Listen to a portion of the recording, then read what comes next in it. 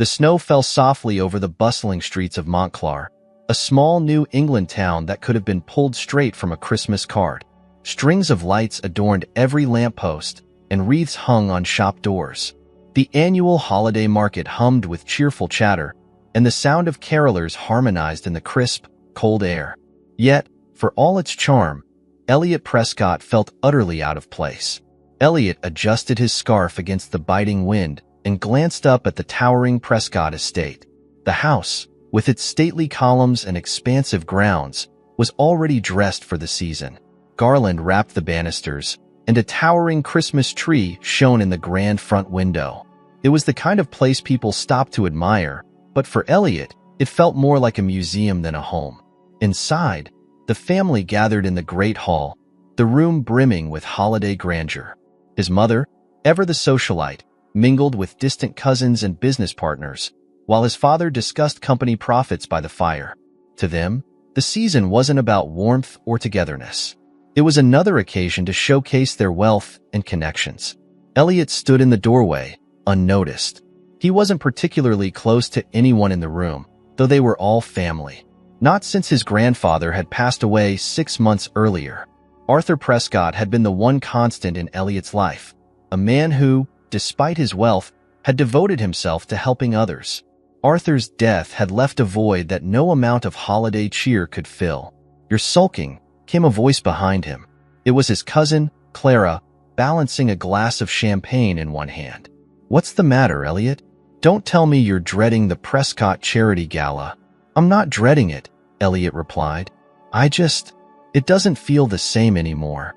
Clara tilted her head, studying him. "Because Grandpa isn't here?" "Because none of this feels real," Elliot admitted. "We host these lavish events, write checks to charities, but it's all for appearances. Grandpa actually cared about people. The rest of us, we just play our roles." Her expression softened for a moment before she shrugged. "Welcome to the Prescott family." The conversation gnawed at him for the rest of the evening. By the time the guests began to filter out and the staff started clearing champagne flutes, Elliot had made up his mind. He wouldn't spend another holiday trapped in this hollow charade.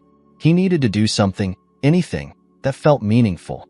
2 days later, Elliot found himself standing in front of the Children's Medical Center, clutching a form he'd hastily filled out online. A volunteer coordinator greeted him warmly and handed him a red Santa hat. "You'll be shadowing our Santa Claus," she said, leading him down a brightly lit hallway.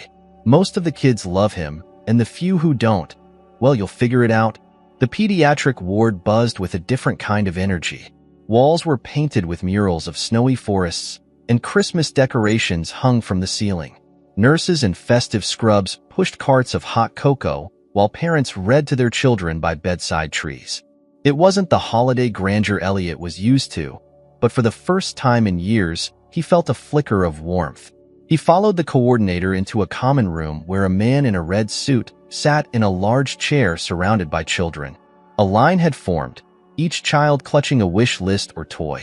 Elliot was given a bag of candy canes to hand out, and as he watched Santa interact with the kids, he began to relax.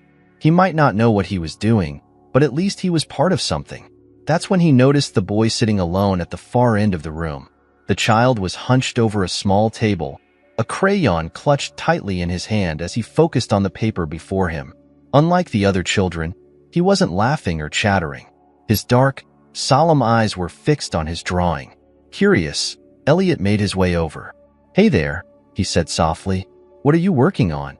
The boy glanced up briefly, then went back to his drawing. "It's a house," he said after a pause.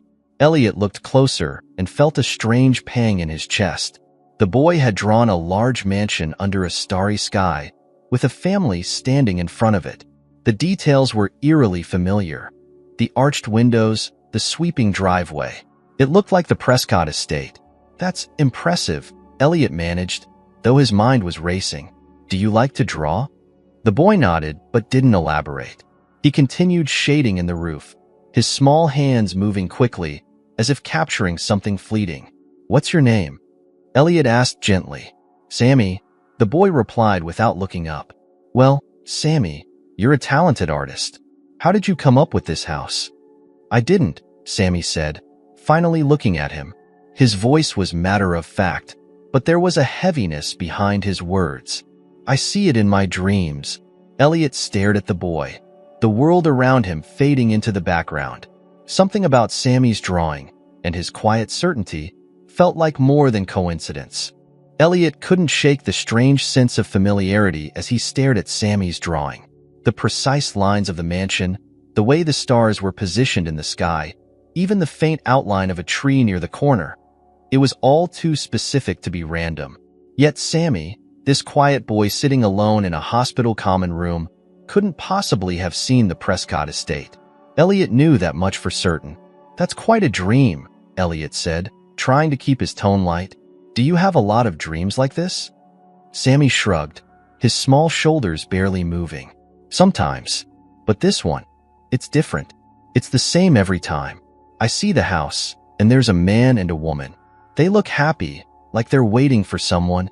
Elliot's throat tightened, and he had to force himself to speak. "Do you know who they are?" Sammy shook his head, focusing again on his drawing. "I don't know their names, but I feel like I should."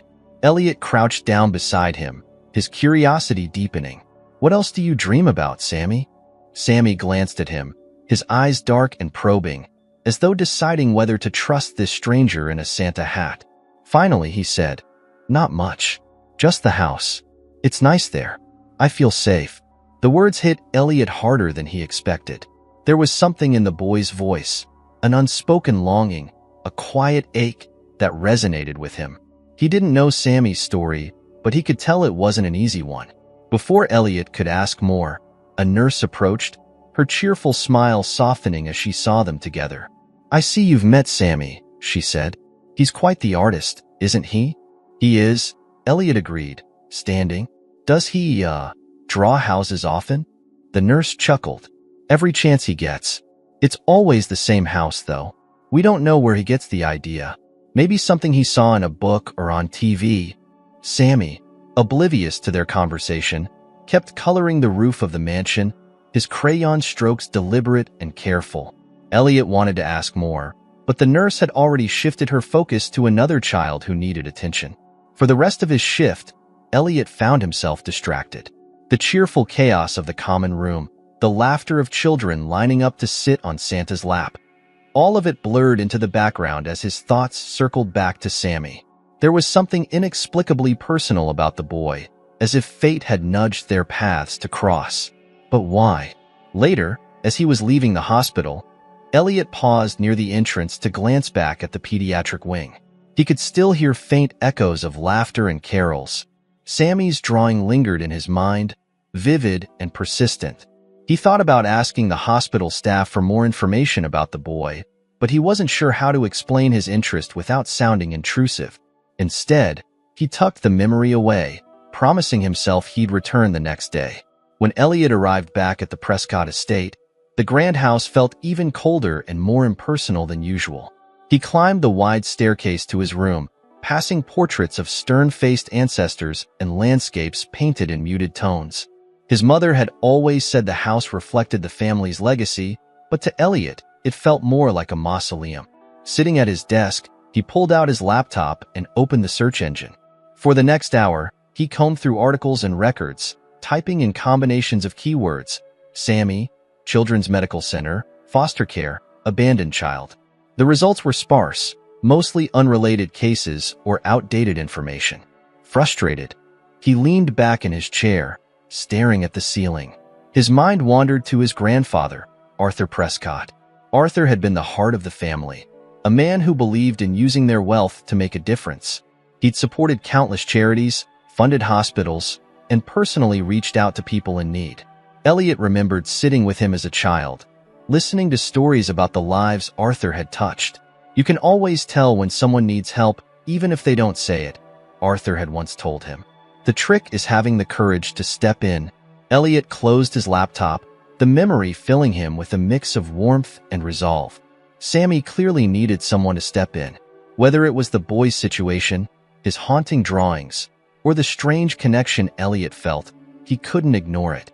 The next morning, Elliot arrived at the hospital earlier than scheduled. The pediatric wing was quieter, with most of the children still in their rooms. He asked a passing nurse if Sammy was around, and she directed him to a small reading corner at the end of the hall. Sammy was there, seated cross-legged on a beanbag chair, flipping through a worn picture book. He looked up when Elliot approached, his expression unreadable. "Hey, Sammy," Elliot said, crouching to his level. "Mind if I sit with you?" Sammy shrugged, which Elliot took as permission. He settled onto the floor beside the boy, glancing at the book. It was filled with images of houses, small cottages, grand estates, cozy bungalows. Sammy had stopped on a page showing a large, ivy-covered mansion with tall windows and a sweeping lawn. It wasn't an exact match for the house he'd drawn, but it was close. "Do you like houses?" Elliot asked. Sammy nodded. "I like imagining what it'd be like to live in one." Elliot hesitated, then said, "Do you not have a house right now?" Sammy looked away, his small fingers gripping the edges of the book. "I live in a place with other kids. It's fine, but it's not really home." The words hung in the air, heavy with unspoken meaning. Elliot felt a pang of guilt for even asking. Here he was, living in a mansion with rooms he didn't even use, while this boy longed for something as simple as a place to belong. "Maybe one day you'll have a house of your own," Elliot said gently. "A place where you feel safe." Sammy glanced at him, his eyes narrowing slightly. "Do you believe that?" "I do," Elliot said firmly.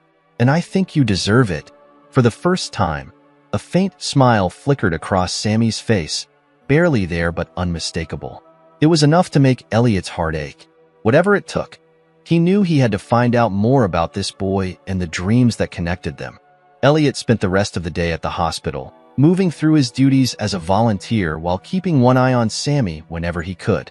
There was something magnetic about the boy, a quiet strength that belied his small frame and soft-spoken demeanor.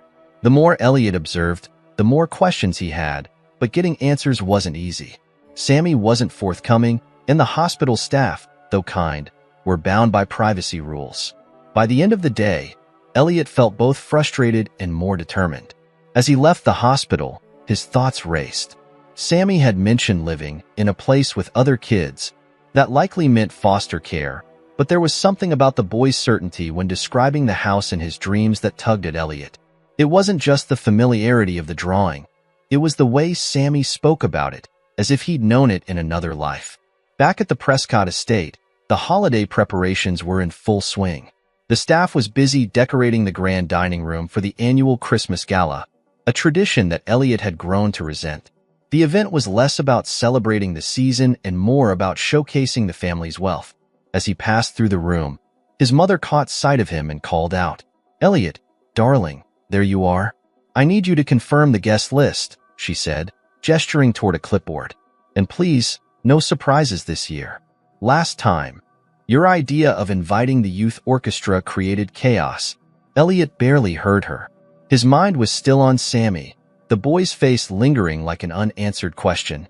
"I'll look at it later," he said absently, continuing toward his study. His mother frowned but didn't press the issue. She was used to his lack of enthusiasm for Prescott traditions. Once in the study, Elliot closed the door and opened his laptop again. He wasn't sure what he was looking for, but he started by searching foster care resources in the area. Several organizations popped up, and he jotted down a few names. It was a long shot, but he hoped someone might help him learn more about Sammy's background. The following morning, Elliot called one of the organizations on his list. After a few transfers, he was connected with a social worker named Marlene. Her voice was warm but professional as she listened to his questions. "I understand your concern, Mr. Prescott," Marlene said, "but I'm afraid I can't disclose information about specific children." "I get that," Elliot said, trying to keep the frustration out of his voice. "But this boy, he's special. I think there's more to his story, and I want to help." There was a pause on the other end of the line. "Are you saying you'd like to become involved in his life in a more formal way? Possibly as a mentor or even a foster parent?" The suggestion caught Elliot off guard. Foster parent? He hadn't considered anything so official, but as the words settled, he realized the idea didn't feel as far-fetched as it should have. "I'm not sure," he admitted. I need to understand where he comes from." Marlene sighed. The best thing you can do right now is continue spending time with him at the hospital. Build trust. If he wants to share more about himself, he will. It wasn't the answer Elliot had hoped for, but he thanked her and hung up. His resolve hardened. If no one could give him answers, he'd have to find them himself. Over the next week, Elliot returned to the hospital daily, his shifts extending longer than necessary. He helped with activities, handed out candy canes, and even donned the Santa suit once when the regular volunteer couldn't make it. But his real focus was Sammy. Slowly, the boy began to open up, sharing small pieces of his world. Sammy loved to draw, that much was clear. He sketched whenever he had free time, filling pages with everything from animals to landscapes. But no matter what he started, he always returned to the mansion under the stars. Each version became more detailed, as if Sammy were reconstructing it from memory. Elliot watched in quiet fascination, his conviction growing that this wasn't mere coincidence. "Do you ever wonder where your dreams come from?" Elliot asked one afternoon as Sammy worked on another version of the house. "Not really," Sammy said, his voice thoughtful. "They just feel real. Like they're trying to tell me something. Do you think they are?" Elliot pressed. Sammy set his crayon down and looked at Elliot with surprising intensity. "Maybe. I think it's a place I'm supposed to find." The words sent a chill through Elliot. He glanced at the drawing again, his mind racing. What if Sammy wasn't imagining the house at all? What if it was a fragment of his past, something buried so deeply that even Sammy didn't understand its significance? That night, Elliot sat alone in his study, staring at an old photograph of the Prescott estate.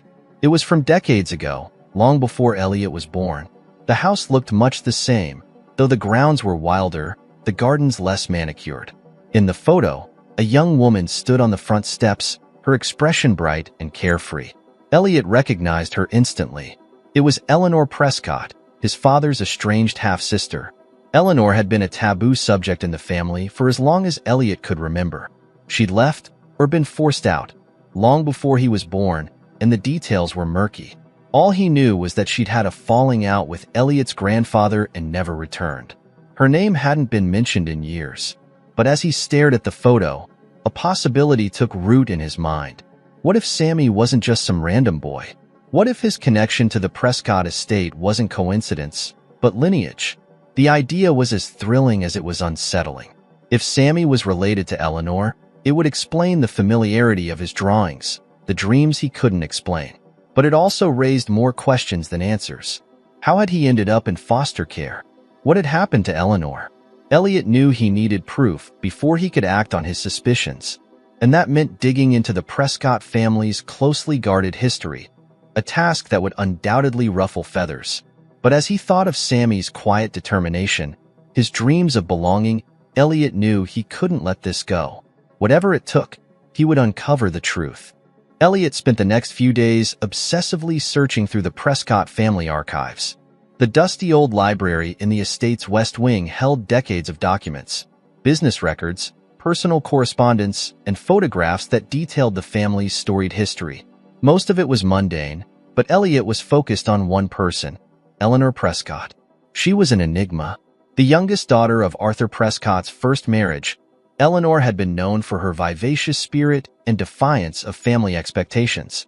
According to what little Elliot had heard growing up, she'd been disinherited after a scandal in her 20s and had severed ties with the family. What no one ever talked about was what happened to her afterward. Late one evening, after hours of sifting through old papers, Elliot found something promising. It was a letter, tucked between the pages of a forgotten ledger, addressed to his grandfather. The handwriting was elegant but slightly shaky, as though written in haste. "Dear Father, I know you think I've disgraced the family, but I promise you, I only wanted to follow my heart. I couldn't live under the weight of our name any longer. Please understand, I needed to be free. I'm not asking for your forgiveness, only your understanding. And if you cannot give me that, at least remember me kindly. Eleanor." The letter was undated, but the paper was yellowed with age, and the ink had begun to fade. Elliot read it several times, his mind racing. The tone was final, as if Eleanor had resigned herself to being cut off forever. But where had she gone? And could Sammy somehow be connected to her? Elliot's suspicions grew stronger when he found a second letter, this one addressed to his grandfather's attorney. It mentioned Eleanor's name and referenced a financial disbursement, something small, almost like a severance payment. It was dated over 30 years ago, the last documented trace of her existence. The next morning, Elliot decided to take his search beyond the family archives. He contacted a private investigator, a woman named Grace who had helped the Prescott family in the past. She was discreet and thorough, and Elliot trusted her to dig where he couldn't. "I need you to find out what happened to Eleanor Prescott," he told her over the phone. "Anything you can uncover. Where she lived, who she associated with, if she had children." Grace didn't ask questions, which Elliot appreciated. "Give me a few days," she said. "I'll let you know what I find." In the meantime, Elliot continued volunteering at the hospital. His connection with Sammy deepened, their conversations becoming more natural. Sammy still didn't talk much about his past, but he seemed to enjoy Elliot's company. They spent time drawing together, playing games, and sharing quiet moments in the common room. Elliot could see that Sammy was used to keeping people at arm's length, but every now and then, the boy let his guard down. One afternoon, as they sat together working on a puzzle, Sammy surprised Elliot with a question. "Why do you come here so much?" he asked, his tone curious but not accusatory. Elliot hesitated, caught off guard. "I guess I like being here," he said. "It feels more real than anything else I do." Sammy considered this, his small hands fitting two pieces of the puzzle together. "Your family's really rich, right?" Elliot laughed softly.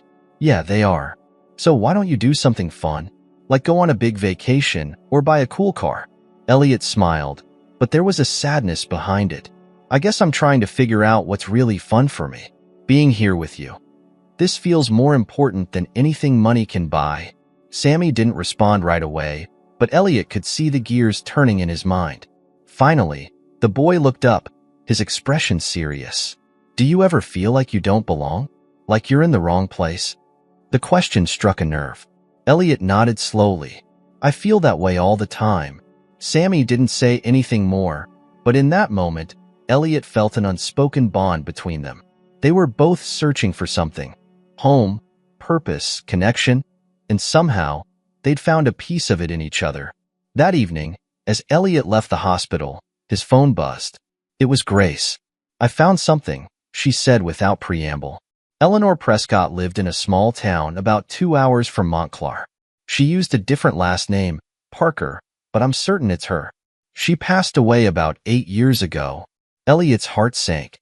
He'd been prepared for the possibility that Eleanor was no longer alive, but hearing it confirmed still hurt. "Did she have a family?" he asked. "Yes," Grace said. "One child, a son. I'm still tracking down more details, but it looks like the boy ended up in foster care after Eleanor died." Elliot's grip on the phone tightened. "A son? Do you know his name?"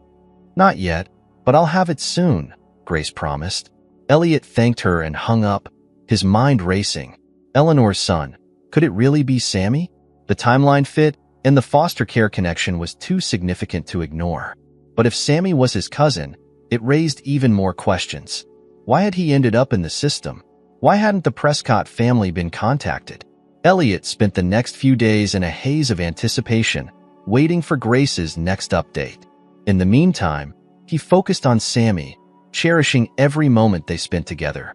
If his suspicions were right, this boy wasn't just someone he wanted to help, he was family. Finally, Grace called again. "I've confirmed it," she said. "Eleanor's son is Samuel Parker. He was placed in foster care after her death, and he's been in and out of homes ever since." Elliot felt a mix of relief and anger. Relief that he had an answer, and anger that no one in his family had done anything to help this child. "Thank you, Grace," he said quietly. "This means more than you know." He ended the call and sat in silence for a long moment. Sammy wasn't just a boy with a vivid imagination or a knack for drawing. He was a Prescott, whether he knew it or not. And Elliot was determined to make sure Sammy never felt like he didn't belong again. Elliot couldn't sleep that night. The weight of everything he'd uncovered pressed on him like a heavy blanket, leaving him restless and staring at the ceiling. Sammy was Eleanor's son, his cousin, and yet the boy had been left to navigate a harsh world alone. How had this happened? How had his family, with all their resources, allowed a child of their bloodline to fall through the cracks. By morning, Elliot's frustration had crystallized into determination. He would make this right. He wasn't sure exactly how, but he knew one thing for certain. Sammy deserved more than he'd been given, and Elliot would do everything in his power to give it to him. At the hospital later that day, Elliot found Sammy in his usual spot in the common room, working on another drawing. This time, the paper was filled with stars, dozens of them scattered across a dark sky, glowing against the black crayon strokes. In the corner, Sammy had started sketching the familiar outline of the mansion.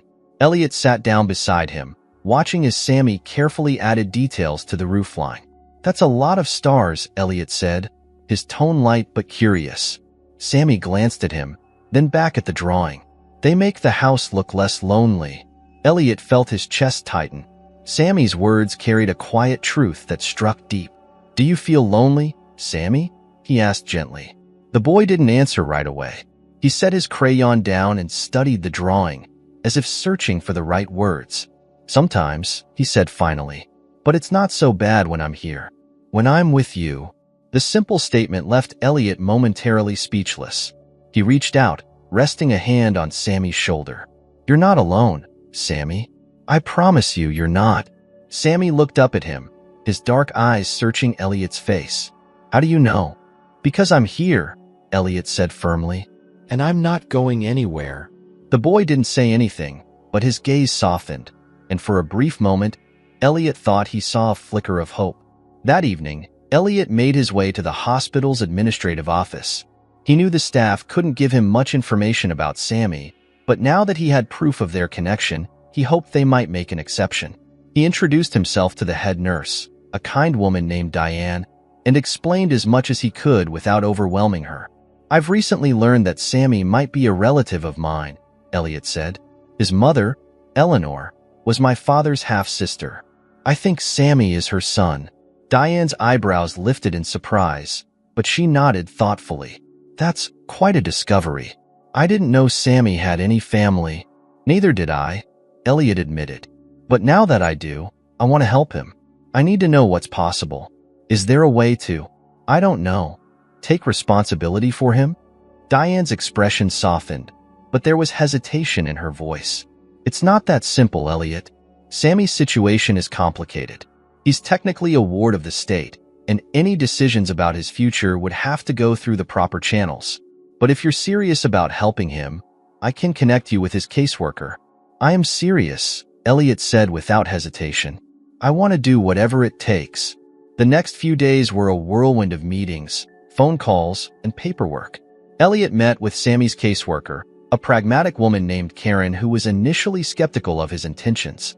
But as Elliot explained his connection to Sammy and his desire to provide the boy with stability, Karen's skepticism began to fade. "Sammy has been through a lot," Karen said during one of their conversations. "He's a resilient kid, but he needs consistency, someone who can be there for him long-term. Are you prepared for that?" "Yes," Elliot said firmly. "I'm prepared for whatever it takes." Karen nodded, her expression softening. "Then I'll do what I can to expedite the process. But I need to warn you, this isn't going to be easy. Sammy has trust issues, and he's been in and out of homes for most of his life. It's going to take time for him to adjust." "I understand," Elliot said, "but I'm not giving up on him." The hardest part was figuring out how to tell Sammy. Elliot didn't want to overwhelm him or make promises he couldn't keep, but he also felt an urgency to let Sammy know he wasn't alone anymore. One afternoon, as they sat together in the hospital garden, Elliot decided to broach the subject. "Sammy," he began, his voice careful, "I've been learning a lot about you lately. About your past." Sammy looked at him, his expression guarded. "Why?" "Because I care about you," Elliot said, "and I wanted to understand more about where you came from." Sammy's gaze dropped to the ground, his fingers fidgeting with the edge of his sweater. "There's not much to understand." "There's more than you think," Elliot said gently. "Did you know your mom had a brother?" Sammy frowned, clearly confused. "No." "She did," Elliot said. "And that brother, he was my dad. Which means you and I are family, Sammy." Sammy's eyes widened, his face a mix of surprise and disbelief. Family? Like cousins? Exactly, Elliot said with a small smile. You're my cousin, and I think we were meant to find each other. For a long moment, Sammy didn't say anything. He just stared at Elliot, his expression unreadable. Then, slowly, he whispered, "You're not joking?" "I'm not joking," Elliot said.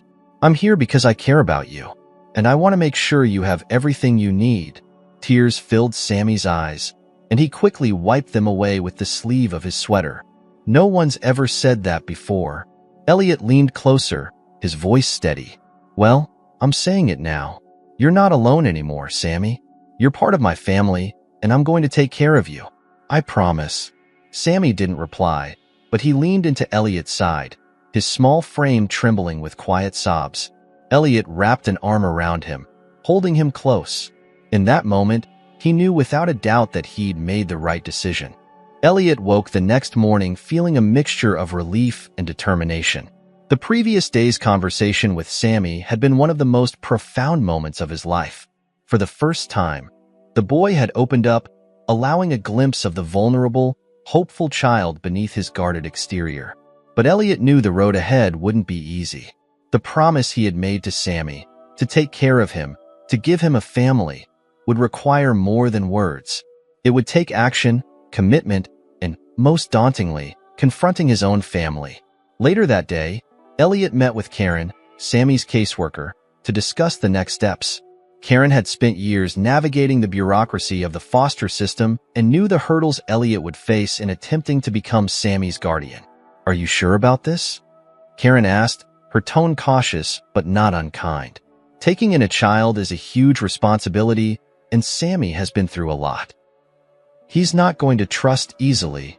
"I'm sure," Elliot said firmly. "I know it won't be easy, but Sammy deserves someone who's willing to fight for him." Karen studied him for a moment, then nodded. "All right, here's what needs to happen. First, we'll need a home study to ensure you're capable of providing a safe and stable environment. Then there's the paperwork, petitions, background checks, financial assessments. It's a process, Elliot, and even if everything goes smoothly, it'll take time." "I'll do whatever it takes," Elliot said. "Just tell me where to start." The process began immediately. Elliot filled out forms, met with attorneys, and prepared for the home visit. He knew his wealth gave him advantages others in his position might not have, but even with those resources, the system was slow. Every delay frustrated him, but he reminded himself that each step was necessary to ensure Sammy's future. As the days turned into weeks, Elliot continued visiting the hospital.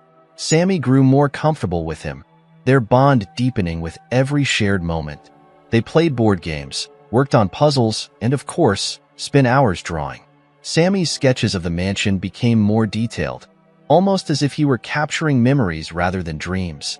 Elliot wondered if some part of Sammy subconsciously recognized the house as a place he was meant to belong. One afternoon, while they were working on a particularly intricate drawing of the mansion, Sammy looked up at Elliot. "Do you think I'll ever get to live in a house like this?" The question caught Elliot off guard. He paused, choosing his words carefully. "I think you deserve to live somewhere you feel safe and happy. Somewhere that feels like home." Sammy frowned, his small hands gripping the edge of the paper. "What if that never happens?" Elliot reached out, gently resting a hand on Sammy's shoulder. "It will happen, Sammy. I promise you. You're not alone anymore." The boy didn't respond, but the tension in his shoulders eased slightly. Elliot could tell Sammy wanted to believe him, even if years of disappointment had taught him to be wary of promises. As the holidays approached, the hospital held a small Christmas party for the children. Staff and volunteers decorated the common room with tinsel and lights, and Santa Claus made an appearance with gifts for everyone. Elliot watched as Sammy opened his present, a new set of art supplies, and saw the boy's face light up with genuine joy. It was a rare sight, and Elliot felt his heart swell. After the party, as the other children returned to their rooms, Sammy lingered in the common room, carefully organizing his new supplies. Elliot sat beside him, watching as the boy sorted crayons by color. "Did you have fun today?" Elliot asked. Sammy nodded, a faint smile tugging at his lips. "Yeah, it was nice." They sat in companionable silence for a moment before Sammy spoke again. "Do you think my mom ever celebrated Christmas?" The question was unexpected, and Elliot hesitated before answering. "I think she did. And I think she would have wanted you to have the best Christmas you could." Sammy looked up at him, his dark eyes searching. "Did you know her?" Elliot shook his head. "I didn't, but I've learned a lot about her recently. She was strong, kind, and brave. And I know she loved you very much." Sammy's gaze dropped back to his supplies, and he fiddled with a pencil. "I wish I could remember her." Elliot felt a pang of sadness. "It's okay if you don't. What's important is that she's a part of you, and she always will be." Sammy didn't reply, but Elliot could see the boy processing his words, tucking them away like a small treasure. As Christmas Eve approached, Elliot's determination to bring Sammy home grew stronger. The Prescott family's annual gala loomed, an event Elliot had always dreaded. This year, he had an additional reason to avoid it. He knew his decision to adopt Sammy would be met with resistance, especially from his father, who valued the family's reputation above all else. But Elliot was no longer concerned with maintaining appearances. For the first time, he felt a sense of purpose that far outweighed his family's expectations. The day before the gala, Elliot sat down with his father in the library. The older man was reading the newspaper, his expression as stoic as ever. When Elliot cleared his throat, his father looked up, raising an eyebrow. "What is it, Elliot?" he asked, folding the paper neatly. "There's something I need to tell you," Elliot said, his voice steady. "I've decided to adopt a child." His father's eyes widened in surprise. "Adopt? You?" "Yes," Elliot said. "His name is Sammy, and he's family dad. He's Eleanor's son." The silence that followed was heavy. His father's expression darkened, and he leaned forward, his tone sharp. "Eleanor's son? How did you even find him?" "I've been volunteering at the hospital," Elliot explained. "That's where I met him. He didn't have anyone, Dad. He's been through so much, and he deserves better." His father shook his head, his jaw tightening. "Elliot, this is complicated. You can't just bring a child into the family without considering the consequences. Do you know what people will say?" "I don't care what people say," Elliot said firmly. "This isn't about them. It's about doing what's right." His father's eyes narrowed, but Elliot didn't back down. For the first time, he felt unshakable in his convictions. Sammy wasn't just a child who needed help, he was family. And Elliot was prepared to fight for him, no matter the cost.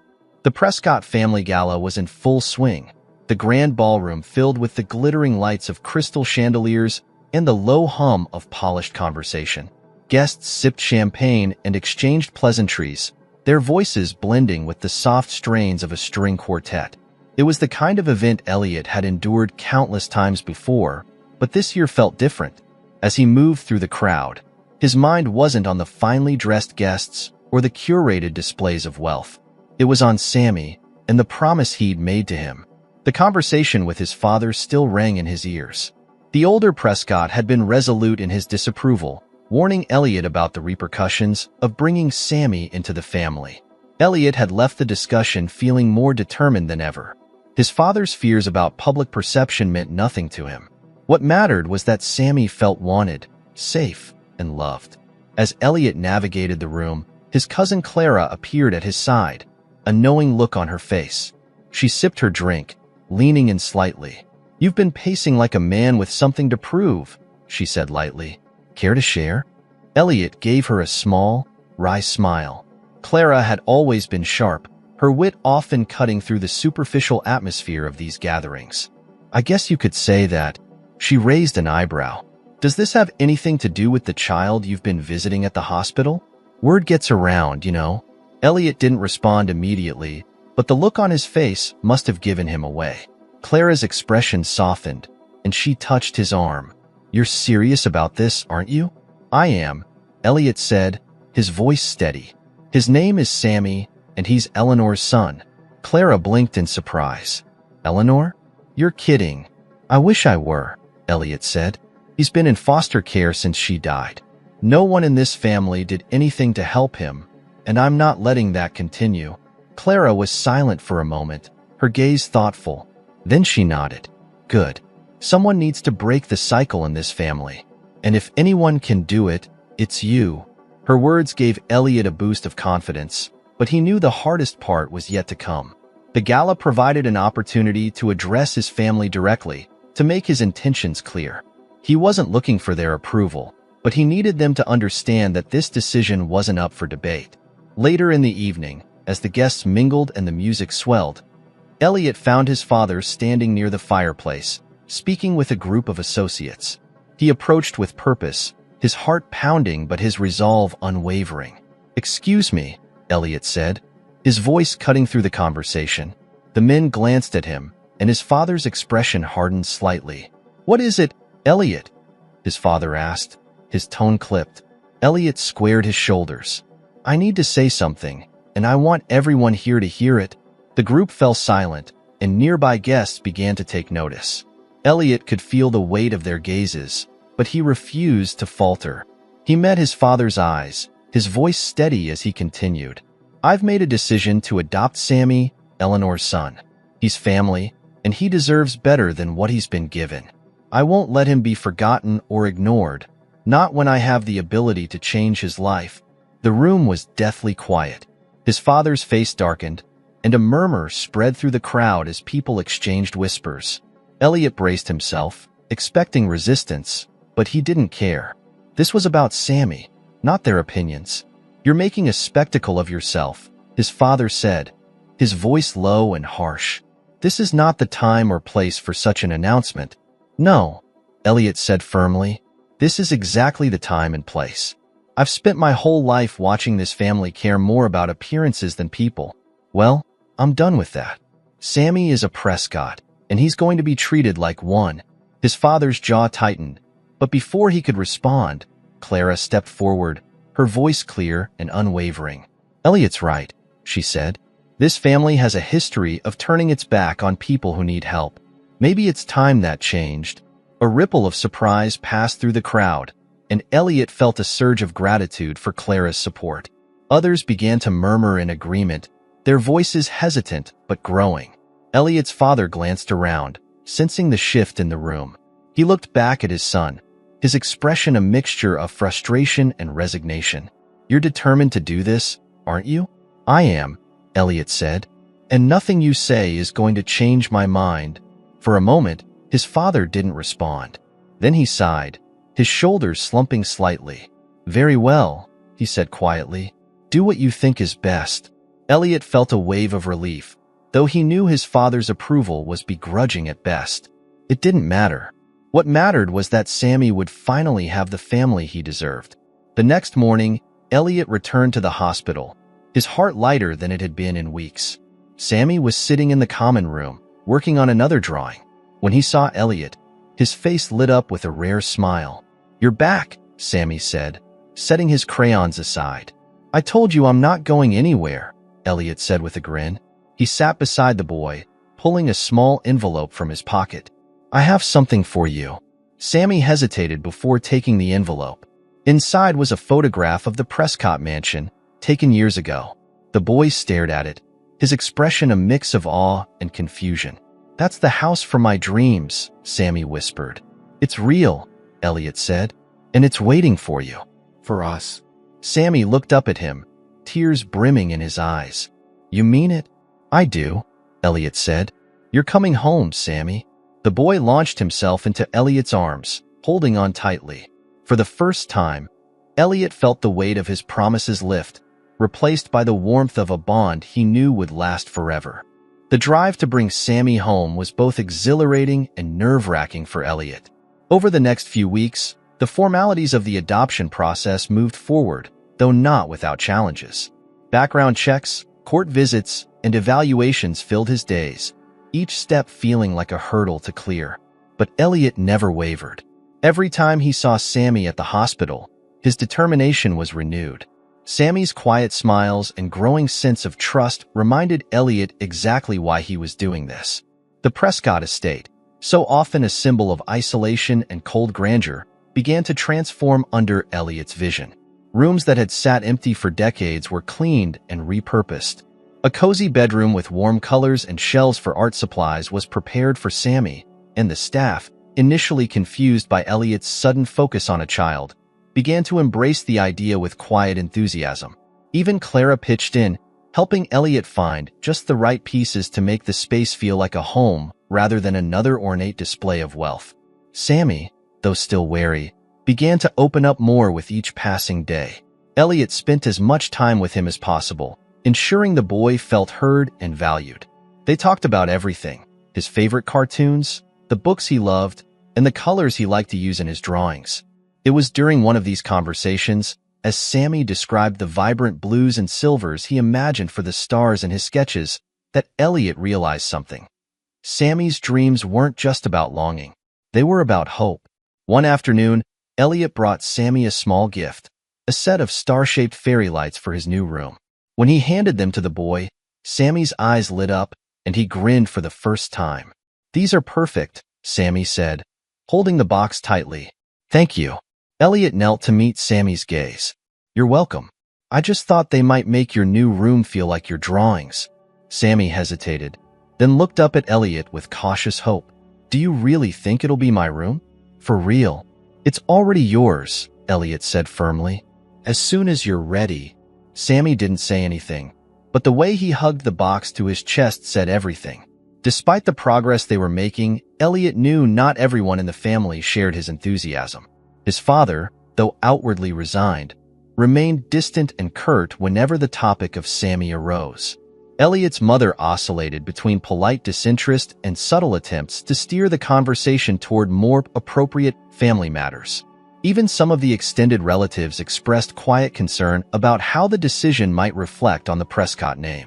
Elliot confronted these criticisms head-on during a family dinner shortly before Christmas. The gathering, intended as a celebration of the season, was held in the estate's formal dining room, with its long table, heavy drapery, and towering centerpiece of poinsettias.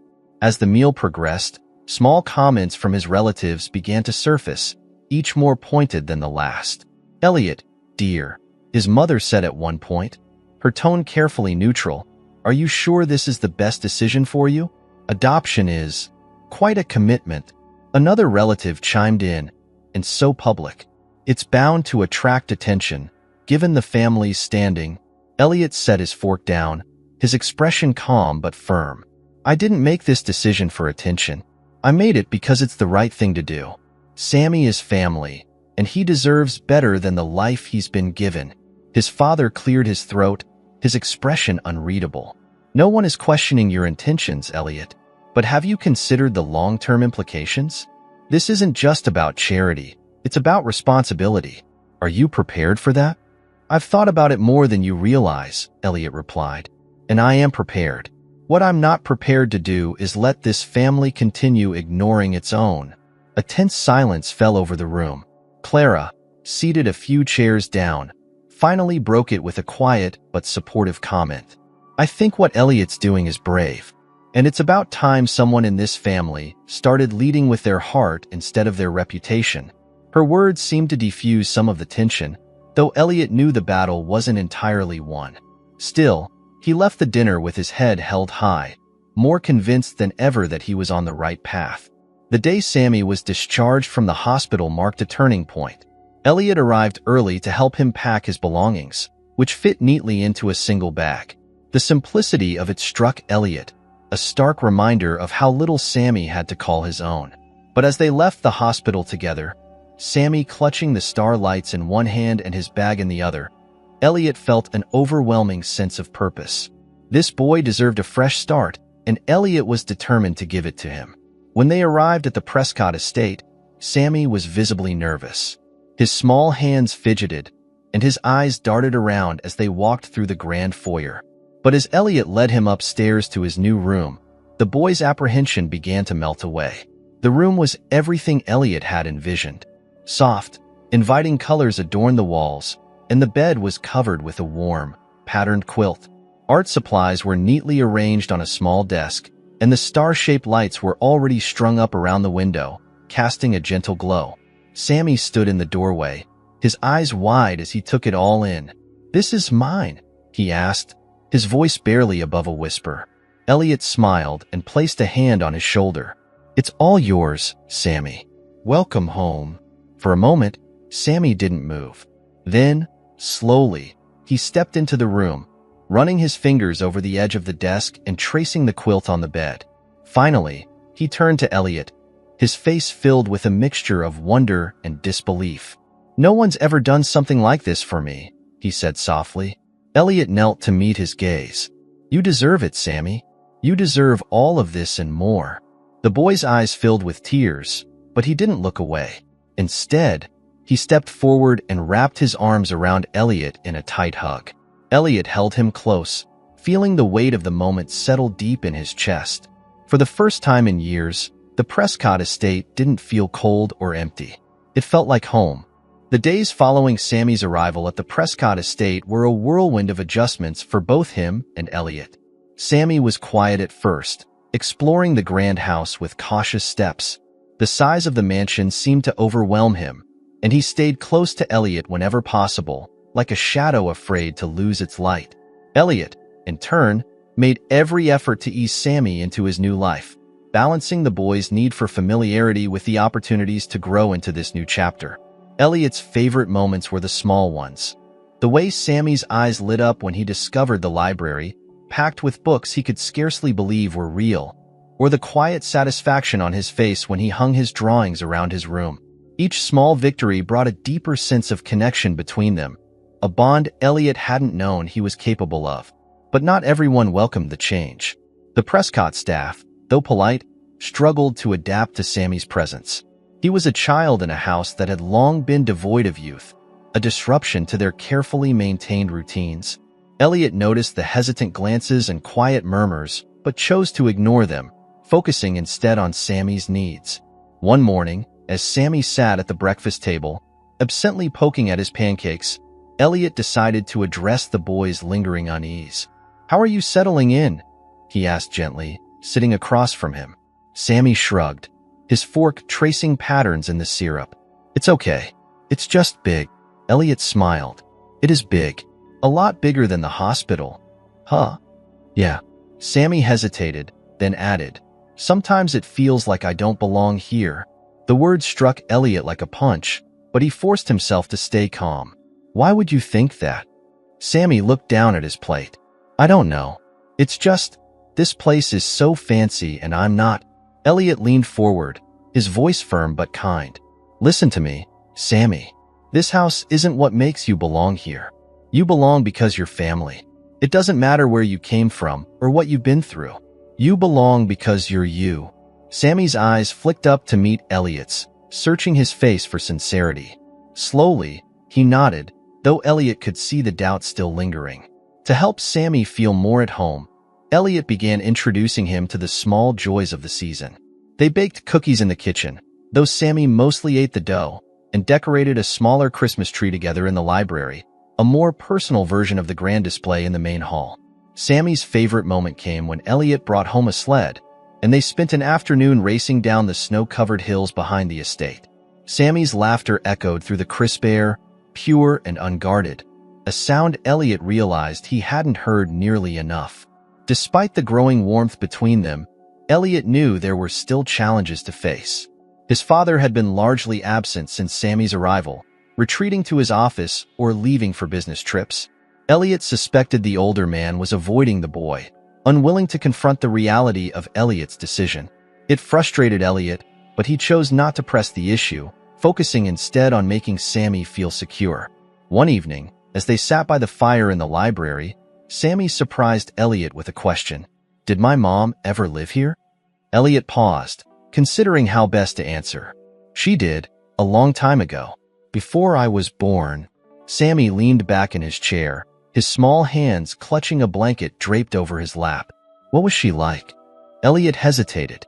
He'd never met Eleanor, only pieced together fragments of her story through family whispers and his own research. But he wanted Sammy to have a connection to her, even if it was built from the pieces he'd gathered. "She was brave," Elliot said finally. "She didn't let anyone tell her how to live her life. She loved deeply and wasn't afraid to fight for what she believed in." Sammy stared into the fire, his face unreadable. "Do you think she'd like me?" Elliot's heart ached at the question. He reached over, resting a hand on Sammy's shoulder.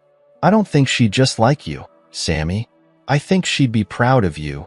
The boy didn't respond, but he leaned into Elliot's touch, the weight of his small frame pressing against him. In that quiet moment, Elliot felt a profound sense of purpose. He wasn't just giving Sammy a home. He was giving him a place to heal, to grow, to rediscover the love he'd lost.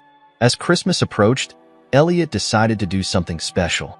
He enlisted Clara's help to organize a surprise for Sammy, something that would tie the boy's dreams to reality.